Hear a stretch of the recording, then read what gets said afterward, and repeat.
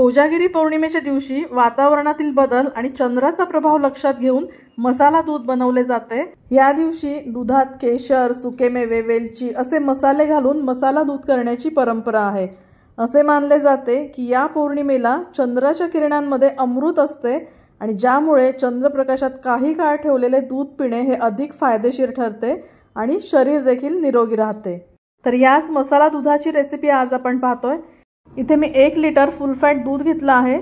गॅसची आणि वेळेची बचत व्हावी म्हणून इथे मी पसरट कढई घेतलेली आहे। एखादा पसरट कुठलंही भांडं घेतलं तरी देखील चालेल। स्लो फ्लेमवर आपण हे दूध उकळत ठेवूया, तोपर्यंत दुधाचा मसाला करून घेऊया। मसाला करण्यासाठी काजू, बदाम, पिस्ता, त्यानंतर इथे मी मिल्क पावडर देखील घेतलेली आहे। हे सगळे पदार्थ किती घ्यायचे आहेत ना त्याचं प्रमाण इथे मी तुम्हाला स्क्रीनवर दिलेलं आहे। तर यामध्ये घालूया साखर। साखर तुम्हाला कितपत गोड हवंय त्यानुसार तुम्ही प्रमाण कमी अधिक करू शकता। दूध मसाला बनवतानाच यामध्ये केशर घातलं ना की दुधाला रंग छान येतो। मिक्सरला बारीक करून घेतला की आपला दुधाचा मसाला तयार आहे। दुधालाही छान उकळी आलेली आहे।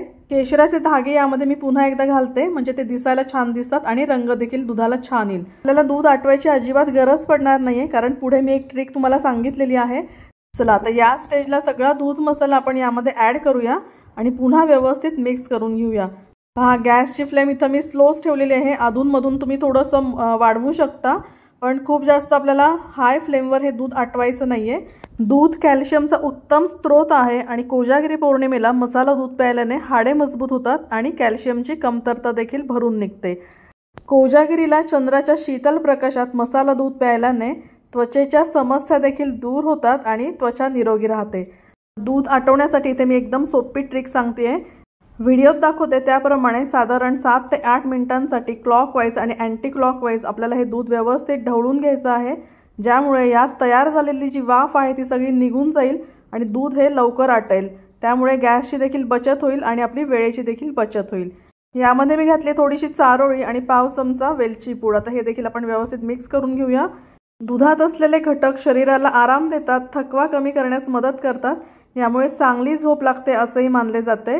दुधाला एक उकळी आली आहे। गॅसची फ्लेम बंद केली आणि आपलं मसाला दूध तयार आहे। मसाला दुधामध्ये सुकामेवा, केशर, वेलची आणि दूध यासारखे पौष्टिक घटक असतात, ज्यामुळे शरीराला आवश्यक ऊर्जा आणि पोषक तत्वे देखील मिळतात। दुधात असलेले घटक शरीराला आराम देतात आणि थकवा देखील कमी करण्यास मदत करतात, त्यामुळे ना शांत झोप लागते। तर कशी वाटली तुम्हाला मसाला दुधाची रेसिपी आणि त्यात सांगितलेली माहिती मला कमेंट करून नक्की कळवा। मिमीज किचन मराठीचा व्हिडिओ जर तुम्ही पहिल्यांदाच पाहत असाल, अजूनपर्यंत चॅनलला सबस्क्राइब केलं नसेल तर प्लीज सबस्क्राइब करा, म्हणजे अशा साध्या सोप्या हेल्दी टेस्टी रेसिपीज मी तुमच्यासोबत शेअर करत असते त्या तुम्हाला पाहायला मिळतील।